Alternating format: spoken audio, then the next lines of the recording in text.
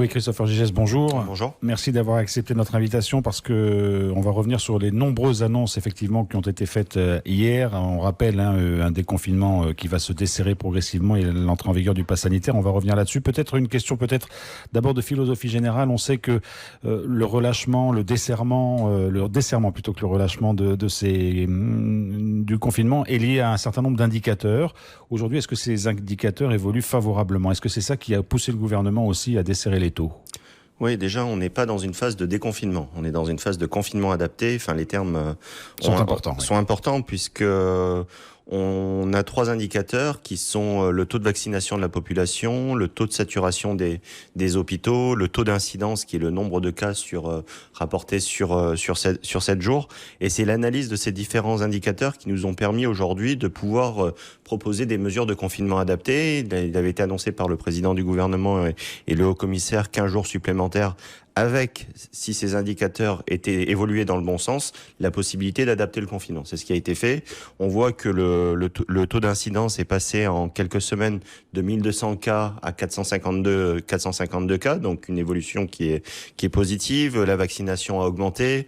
Le taux de saturation des hôpitaux pour ce qui concerne la réanimation, donc la réanimation, on a encore beaucoup de personnes en réanimation, 59, ce qui est important, mais les personnes en réanimation restent relativement longtemps, notamment celles qui sont intubés. Par contre, les personnes qui rentrent en unité Covid, il y a plus aujourd'hui de sorties que de rentrées, et donc ça nous a permis de faire ces mesures-là.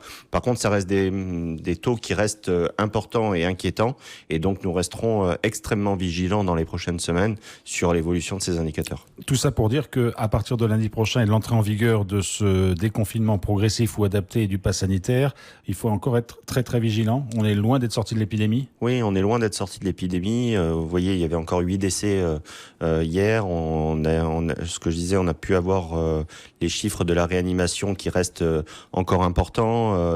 Même s'il y a plus de sorties que de rentrées en unité Covid, le nombre reste encore important. Donc c'est ce qu'on a appelé hier un pacte de confiance qui est fait avec les Calédoniens pour qu'on puisse maîtriser justement l'épidémie tout en reprenant une activité de manière progressive. Alors il y a beaucoup de choses qui ont été annoncées. La difficulté, c'est qu'il y a concomitance, j'allais dire, entre l'entrée en vigueur du pass sanitaire et les premières mesures d'adaptation du confinement. Ce sont deux choses qui sont à la fois liées, mais qui sont aussi différentes, hein, Christopher Gigès. Oui, exactement. Le pass sanitaire, j'y reviendrai, est appelé à durer dans le temps, même si ça sera une mesure qui sera quand même transitoire.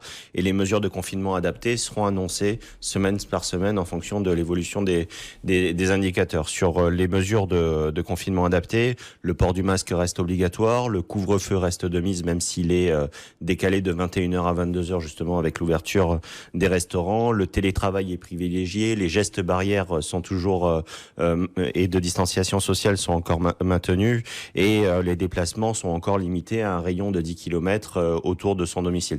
Donc on est vraiment sur un dispositif de confinement adapté avec la mise en place d'un pass sanitaire pour réouvrir certaines catégories de lieux qui n'auraient pas été ouvertes sans pass sanitaire. Alors les déplacements restent limités, les attestations vont disparaître à partir de lundi prochain. C'est aussi le retour en cours pour les élèves, les collégiens et les lycéens. Ça veut dire qu'il va y avoir quand même plus de monde dans la rue. On va retrouver une activité un peu plus dense, et c'est là que le respect des gestes barrières et du port du masque devient crucial. Oui, c'est là que c'est vraiment important d'avoir une distanciation sociale qui est maintenue. Le port du masque, dans la plupart du temps, quand c'est possible, c'est une nécessité. Aujourd'hui, ça évite la propagation de l'épidémie, et dans les activités qui vont réouvrir notamment avec protocole, toutes les activités vont réouvrir avec protocole, mais certaines avec protocole simple comme les commerces où une jauge sera demandée de un client pour 8 mètres carrés avec port du masque, gel hydroalcoolique à l'entrée. Donc ces mesures sont extrêmement importantes si on veut contenir l'épidémie.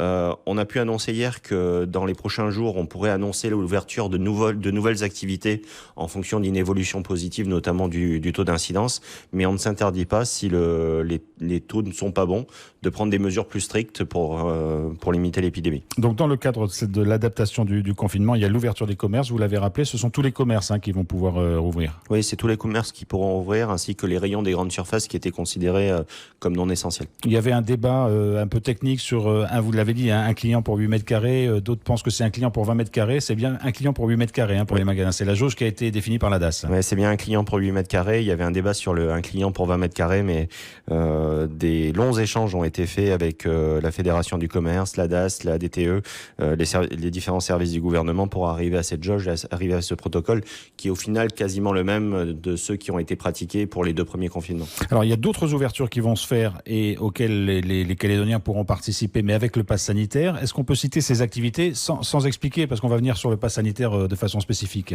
Oui, ce qui pourra réouvrir avec le pass sanitaire, avec protocole et pass sanitaire, c'est-à-dire que j'insiste bien sur ça. En métropole, on est dans une ouverture simplement avec pass sanitaire parce qu'on est dans une situation épidémique qui est moindre. Donc là, en Nouvelle-Calédonie, on a fait protocole plus pass sanitaire pour les activités de restauration qui pourront réouvrir à partir de lundi, les activités de salles de sport commerciales et les installations sportives qui pourront justifier d'un contrôle à l'entrée, les musées et établissements culturels, les prestations de services à la personne, esthétique, coiffeur et autres activités, ainsi qu'un certain nombre de transports aériens, domestiques et transports maritimes. Alors, la participation à ces activités ou l'accès à ces activités sera donc soumise au pass sanitaire.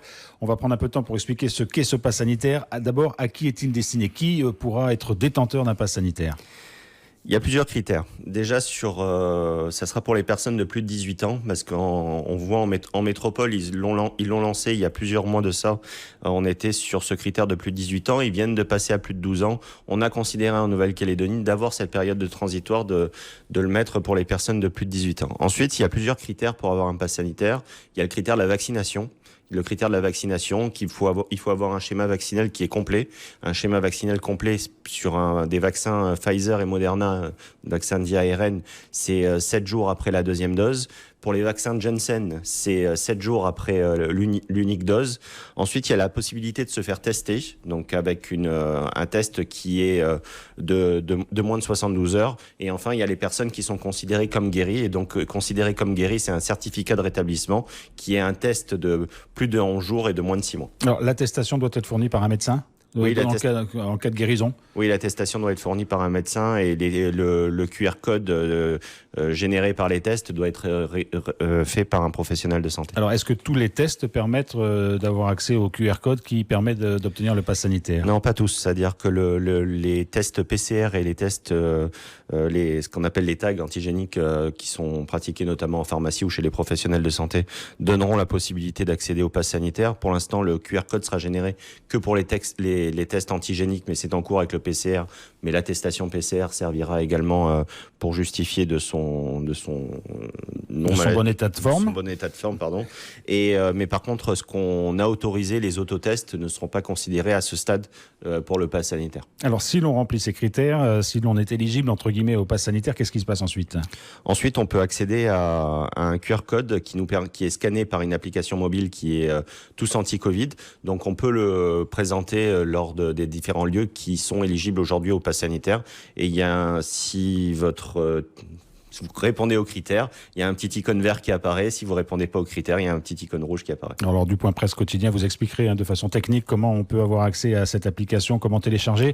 Est-ce que, dans un premier temps, parce que c'est un peu compliqué peut-être pour certains, il faut aussi un certain nombre d'équipements. Peut-être que certains téléphones portables ne permettent pas encore d'avoir le QR code. Est-ce que le certificat de vaccination pourra faire foi? Est-ce que le papier d'un test négatif pourra faire foi? Oui, on a souhaité autoriser le carnet de vaccination dans une première étape parce qu'on sait que tout le monde ne pourra pas avoir son QR code dans les tout prochains jours, et on veut pas, je reviendrai sur la manière de délivrer le pass sanitaire, on veut pas engorger les lieux ou les services qui le délivreront. Donc le carnet sera possible, ainsi que l'attestation de tests négatifs.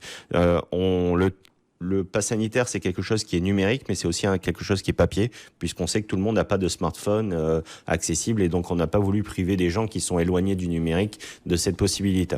Pour se voir délivrer le pass sanitaire, il y aura plusieurs moyens. Pour les personnes qui sont déjà vaccinées, elles pourront à partir de lundi aller sur masanté.gouv.nc et donc télécharger directement son pass sanitaire en ligne. Il faudra 1 ou 2 journées parce qu'il y a un contrôle des identités qui sera fait avec un scan du passeport. Mais on a souhaité aussi, pour les personnes qui n'ont pas accès à Internet, d'avoir des guichets au sein des mairies. Et je remercie vraiment l'implication des communes dans ce dispositif, parce que ça nous permettra de le mettre partout en Nouvelle-Calédonie, d'avoir un guichet à la mairie. La personne ira à la mairie, présentera son passeport, ou sa pièce d'identité, son numéro de carnet de vaccination. La personne de la mairie fera un mail à la DAS le soir. La DAS répondra directement à la personne par mail pour lui envoyer son QR code si elle a une adresse mail. Si la personne n'a pas d'adresse mail, un mail sera envoyé à la DAS, au service de la mairie directement. Les services de la mairie imprimeront le document et le donneront à la personne. Voilà, il y a un petit peu donc de délai. C'est pour ça que le passeport, le passeport vaccinal en papier peut encore faire effet le temps que tout ça se mette en place. Oui, exactement. Alors, il y a beaucoup de gens qui s'étonnent. Par exemple, ils disent, moi, pour aller chez mon coiffeur, il va falloir que j'ai un pass sanitaire, mais mon coiffeur, il n'est pas obligé d'en avoir. On va envoyer nos enfants à l'école, mais les professeurs n'ont pas de pass sanitaire. Il y a un petit peu d'incompréhension là parfois. Oui, on voit que la Nouvelle-Calédonie n'est pas le premier pays à mettre en place le pass sanitaire, et les mêmes questions se sont posées dans les autres pays où le pass sanitaire a été mis en place. On voit qu'en métropole, ils ont mis le pass sanitaire en route en juin pour les clients. En août, à partir de début septembre, ils ont choisi de le passer pour les salariés. Donc en Calédonie, on ira un peu plus vite que ça dans les prochaines semaines. Donc et les clients des établissements, je pense à la restauration, à la coiffure, et les salariés auront l'obligation d'avoir le pass sanitaire. Mais on a choisi d'avoir une mesure transitoire de quelques jours ou de quelques semaines pour les salariés. Qui permet de redémarrer l'activité pour les clients. Qui permet de redémarrer l'activité, qui permet de discuter avec les partenaires sociaux des bonnes sanctions à mettre en place pour les personnels qui ne sont pas détenteurs du pass sanitaire. Et je pense qu'en ce moment, c'est bien de discuter avec les partenaires sociaux et de prendre des textes au Congrès qui sont validés par l'ensemble des partenaires. Mais on a décidé aussi, c'est pour ça qu'on a décidé de mettre en place des protocoles dans les établissements où il n'y a pas sanitaire. En métropole, il n'y a pas de protocole dans les établissements où il n'y a pas sanitaire. Là, en Nouvelle-Calédonie, ça sera le cas. Et on a autorisé également les autotests pour l'ensemble de la population. Et je sais qu'il y a beaucoup d'entreprises qui ont acheté les autotests pour leur personnel pour les tester avant. Le cas des établissements scolaires est un peu différent? Oui, pour les établissements scolaires, le pass sanitaire n'a pas lieu d'être. C'est un établissement où il y a protocole. La vice-présidente a détaillé les conditions de rentrée pour les enseignants.